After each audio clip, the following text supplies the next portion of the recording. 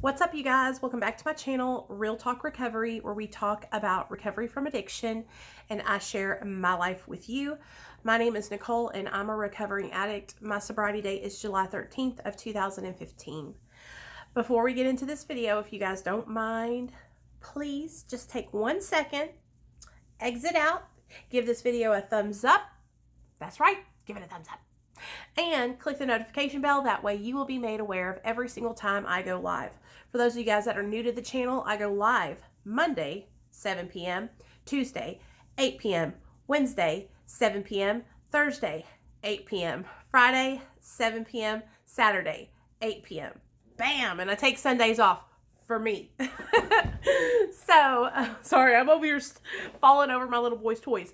I'm standing in this room because I'm fixing to clean it up, and I was trying to think, like, I wanted to make a video and I wanted to talk to you guys about something. It's been on my heart ever since it happened on Monday, and I didn't know whether I should make this video or not because I get nervous about putting out my personal business. But if it helps somebody, then I'm going to do it, you know? So for those of you guys that don't know, Monday my husband had a slip. And you're probably going like, what do you mean a slip? Why aren't you saying it's a relapse?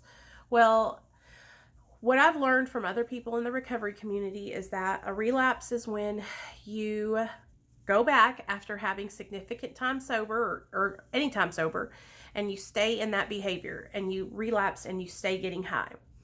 And it's been brought to my attention that a slip or a lapse is when you pick up, use, and then stop. And so that's what happened on Monday. For those of you guys that did not see my live stream that day, I deleted it. My husband had left the house early that morning and went out and did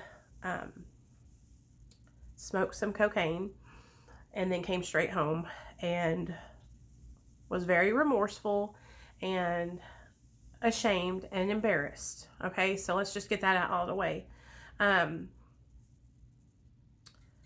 Now, this has happened 2 other times before.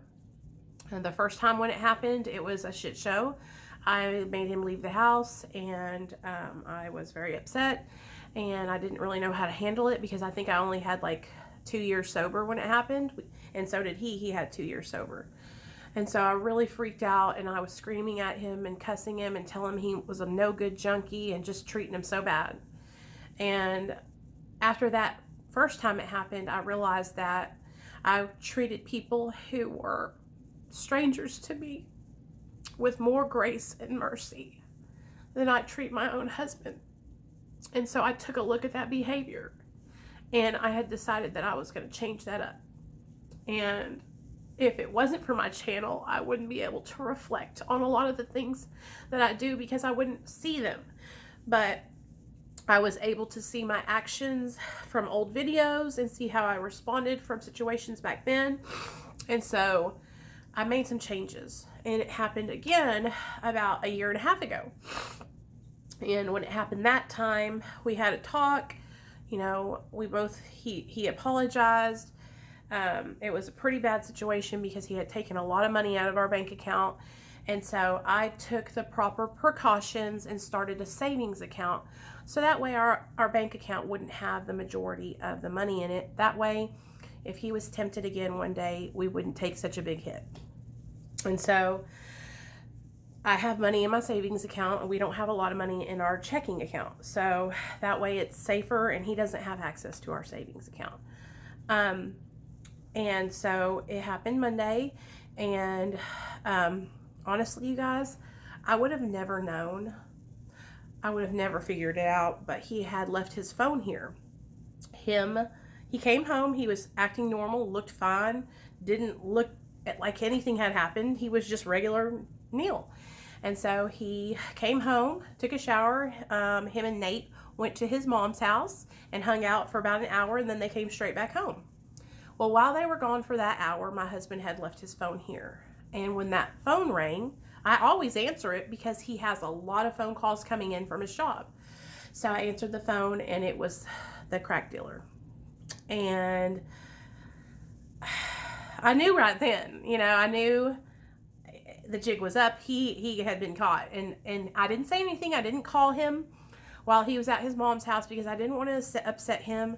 I didn't want him to leave her house and then leave my son there and just anything to happen bad. So I played it cool and didn't say anything about it until he got home, and I confronted him about it when he got home. Our little boy was here in the bedroom watching TV and playing his video game, and I confronted him downstairs in the kitchen. And at first he tried to lie about it, of course. You know, that's how we are. We don't want to go out and relapse. And I know my husband doesn't want to do that. I know that he loves us. If he didn't, he wouldn't work 70 hours a week to take care of us. If he didn't love us, he wouldn't feel guilt and shame about it. And so I know that he loves us. But I also know that he doesn't put in work for his recovery, and this is why he keeps on stumbling. He hits these stumbling blocks about once every year and a half or so. He'll hit a stumbling block like this. And it's because my husband gets comfortable and he gets complacent and he stops working for his recovery. He stops utilizing support. He stops reaching out. He stops praying. He stops doing his meditation. He stops going to meetings. I mean, I think the last time he went to a meeting was 2 years ago, you know, and you guys know I'm on meetings every day. I facilitate meetings every day. And I even invite my husband to facilitate these meetings with me. And so on my channel and on Mara. And he is welcome to come and do that and join us. He can join us on a Zoom for a Mara meeting, and it's totally anonymous. You know, he doesn't have to show his face. So it's not that he doesn't have the resources. It's that he's not utilizing them. Okay? So I just want everybody to understand that. Like, the reason why I wanted to make this video is because I want to show people that just because your significant other gets high, just because your boyfriend or girlfriend gets high, just because your mom or dad gets high, just because your brother or sister gets high, just because your best friend gets high, it don't mean that you got to get high. Now, the first thing that popped into my mind, it just blows me away that this still happens to me. When I found that he had done that was, well, that's not fair. Oh, hell no. He can't escape reality because I can't escape reality. And I started feeling jealous almost, mad that I couldn't go out and get high. And that's what I told him. I said, I have to be present. I can't check out of life. It's not fair. And then I thought about it and I thought, Nicole, you don't want to check out of life. You love your life today. You want to be present. You don't want to hurt your family, you know? And I realized that I don't want to get high. I don't want to relapse. I'm just hurt. You know, this was one of my biggest fears. And it will continue to be one of my biggest fears.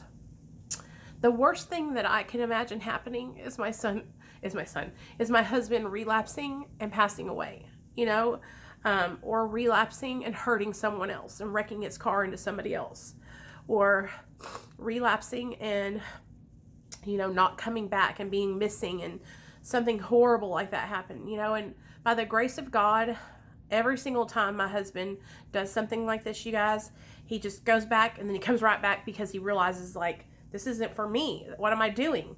But it just shows the insanity of the disease of addiction and how if you are not on your guard, if you are not constantly ready to fight your disease, and you don't have the tools and you don't have the support, then you are going to lose to the disease of addiction.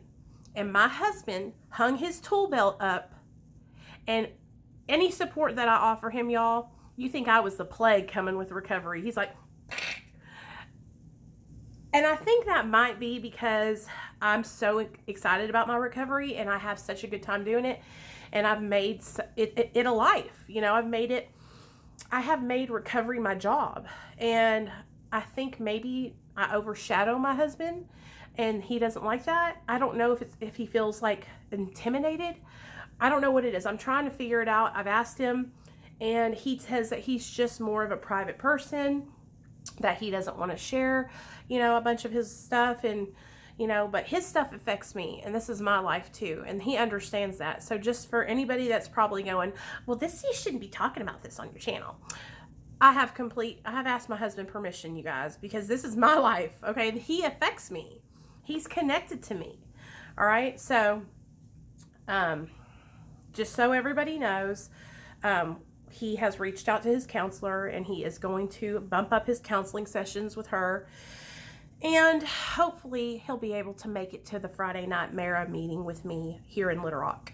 And then I will be on at 7 Friday night to do our Mara meeting here on Real Talk Recovery. But you can stay sober through every trial and tribulation. And God shows me that every single day, you guys. Every day I go through something. I am very emotional. I know you guys know that because I cry all the time and I can't help it. I cry when I think about crying. I cry when I think about my husband struggling. Because I want him to get this. I want him to feel the joy and the happiness and the serenity that I feel. I want him to love himself. I don't want him to feel like he has to reach for some substance to change the way he feels. And so I love him more than life itself, and I will always love him, and I will do everything I can to help him. I will tell y'all this. If he had relapsed and stayed out and not come straight home, then the situation would probably be different right now. If he would relapse and go and spend all the money in our bank account and wreck his car or just stay out doing dirty shit, I probably wouldn't have let him come back to the house. And we would be talking about a different situation right now. But because my husband came straight back, only spent $20, and came back with his tail in between his legs after I confronted him, I feel like we can still do some work, and that maybe, just maybe, we can save his situation and my situation, us together. You know, I have come to the thought, it has come in my mind that what if he can't stop? What if he goes out on a bender and he really just does some damage? I will have to pack up and leave. I don't want to do that. I don't want to do that, you guys. But I also know that my safety and my sobriety has got to come first, so that way my son's safety comes first. So don't ever get it twisted. My son is number one. And I told my husband this, and I mean it 100%. I will lay down my life for my son, and if he's in danger, I will leave. I will not stay in a bad situation. My husband is an amazing husband. He's an amazing, amazing provider, an amazing partner, an amazing friend, an amazing father to Nathaniel. And if he wasn't those things and he was relapsing, it would be a different story. But he is amazing, and he's a good man, and he wants better for his life, and I know he does. So this is a bump in the road. A lot of people are struggling right now, and I have just been extremely, extremely, extremely blessed to have created this support network, this family that has rallied around me on Real Talk Recovery, the family that I have in Austin and Dr. B. And I am just so grateful that I have the support that I have, because I wouldn't be here talking to you today. I'd be out getting high. So no matter what happens in your life, you do not have to get high. I love you guys. I hope you understand why I deleted my video from Monday. I was very upset and I was ranting and raving. But I'm here to tell you guys things are okay. My husband is working. He is doing good. He came home yesterday. We talked about it again. We talked today at lunch.